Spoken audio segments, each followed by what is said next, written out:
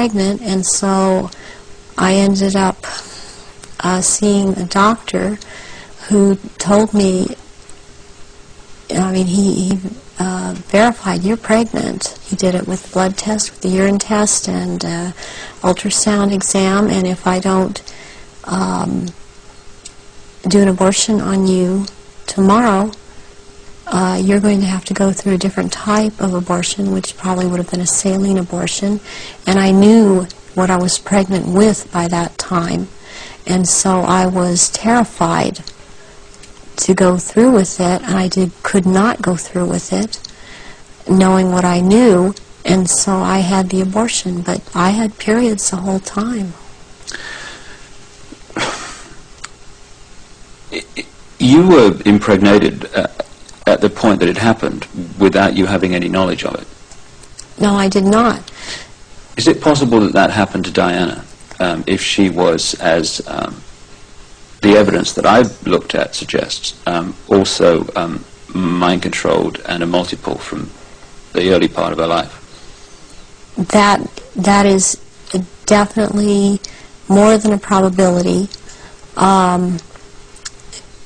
The thing about being multiple or dissociative identity disorder is that the host person doesn't know that they are, but they have missing time, but then they have amnesia for the missing time. They don't realize they're missing time. They don't realize things are happening to them. They show up, you know, pregnant. They show up with marks on their bodies. They don't know, well, I think I must have bumped myself, and that's not actually how it happened. Or they have needle marks on their body when they've been gotten a hold of and drugged. And it's only when they start to realize something's not right and they try and make a timeline and try and account for their time, they realize there's so much they can't account for that they simply took for granted. Oh, I was out shopping, or I was at this person's house, or I was over there. Then they realize they don't have a timeline for any of these things. Do you think that Diana's two children were Prince Charles's children? I do not believe that William is, I've heard that he was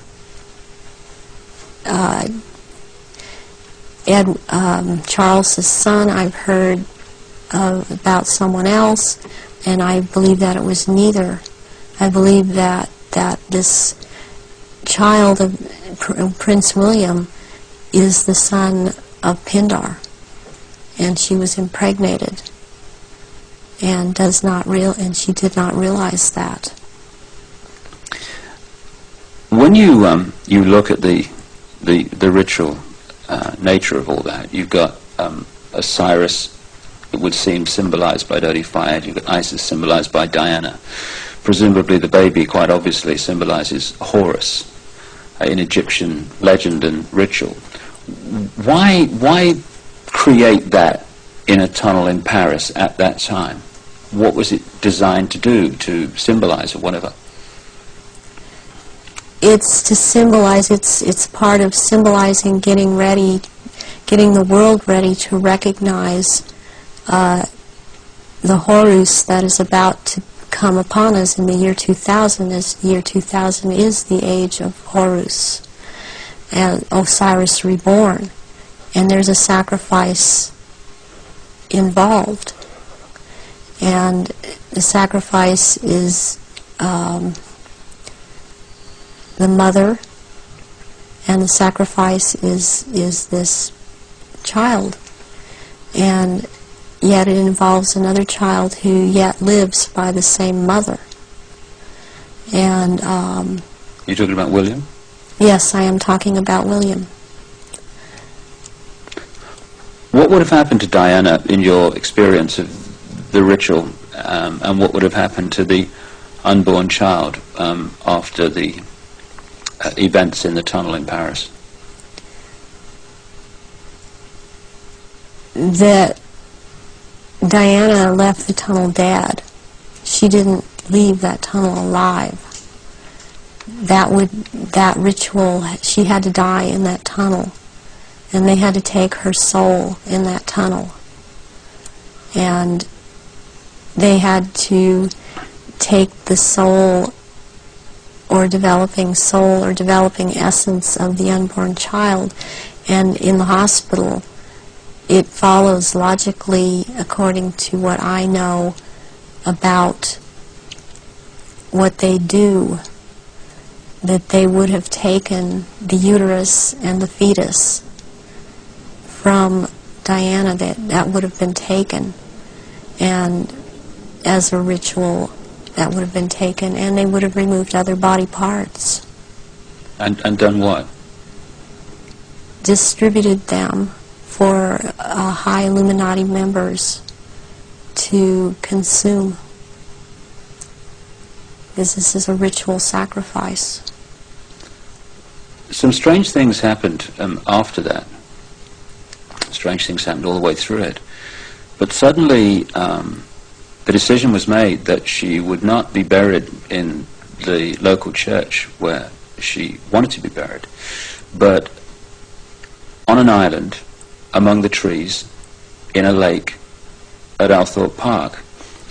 And Earl Spencer, her brother, claims through a dream he was inspired to put 4 black swans on the lake. Therefore, from your, again, knowledge of the ritual, what does all that mean? Why do that? Because 4 black swans have to do with 4 directions, 4 seasons. They have to do with sealing something for all eternity. To have 4 of something black, like that swan's figure